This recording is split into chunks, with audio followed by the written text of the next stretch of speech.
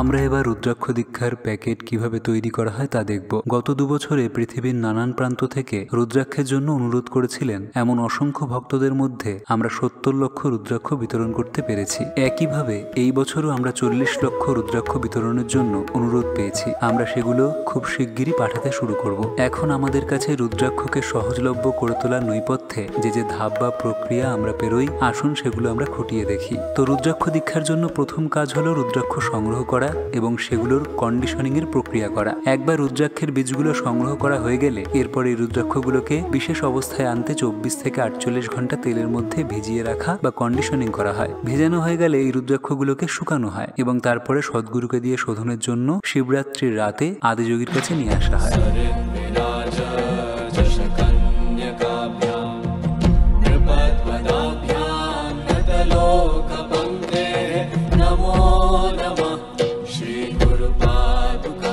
প্রাণ প্রতিষ্ঠার প্রক্রিয়াটির পরে এই রুদ্রাক্ষগুলোকে প্যাক করে প্যাকেজিংয়ের জায়গায় নিয়ে আসা হয়।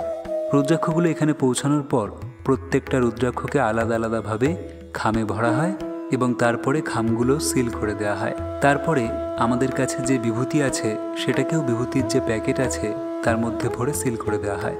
রুদ্রাক্ষ দীক্ষার প্যাকেটের মধ্যে যে আরও দুটো মোটা সুতো থাকে তাদের একটাকে বলা হয় অভয়সূত্র, এবং অভয়সূত্র ছাড়াও দ্বিতীয় যে মোটা সুতোটি থাকে সেটা রুদ্রাক্ষকে আপনার গলায় ঝোলানোর জন্য দেওয়া হয়। এর সঙ্গে প্যাকেটে একটি আদিযোগীর ছবি দেওয়া হয়। আদিযোগীর ছবির সঙ্গে রুদ্রাক্ষের গুরুত্ব নিয়ে লেখা একটা তথ্যপত্র বা পামফ্লেট রাখা থাকে। এইসব জিনিসপত্র শেষে একসঙ্গে প্যাক করে সিল করা হয় একটা বড় প্যাকেটে, যেটা অবশেষে যে ভক্তরা অনুরোধ করেছিলেন তাদের প্রত্যেককে দেওয়ার জন্য পোস্ট অফিসে পাঠানো হয়। এই রুদ্রাক্ষ দীক্ষার প্রক্রিয়াটি যাতে সফলভাবে ঘটে তার জন্য আমাদের একটা বড় প্যাকেজিং টিম রয়েছে যারা দিন রাত্রি কাজ করছেন রুদ্রাক্ষ দীক্ষাকে আপনাদের কাছে পৌঁছে দেওয়ার জন্য। এই প্যাকেজিং টিমে 60-70 জন মহিলা আছেন যারা প্রত্যেকে আশেপাশের গ্রাম থেকে এসেছেন।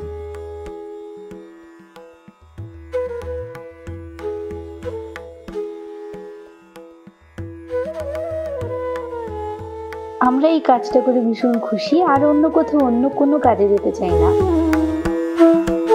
আমি এখানে গত 2 বছর কাজ করছি এবং এই কাজটার দৌলতে আমি আমার সন্তানের পড়াশোনার খরচ এবং অন্যান্য খরচ নিজে থেকে বহন করতে পারছি। এই বিগত 2 বছরে রুদ্রাক্ষ দীক্ষার প্যাকেজিং এর কর্মযজ্ঞের সাথে যুক্ত হওয়ার যে চমৎকার সৌভাগ্যটা আমরা পেয়েছি তার জন্য আমরা সত্যি ধন্যবোধ করি।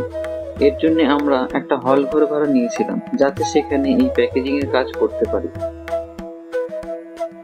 প্যাকেজিং এর কাজের ফলে কয়েকশো পরিবার কাজ পেয়েছে। এদের কর্মসংস্থান দিতে পেরে আমরাও খুশি।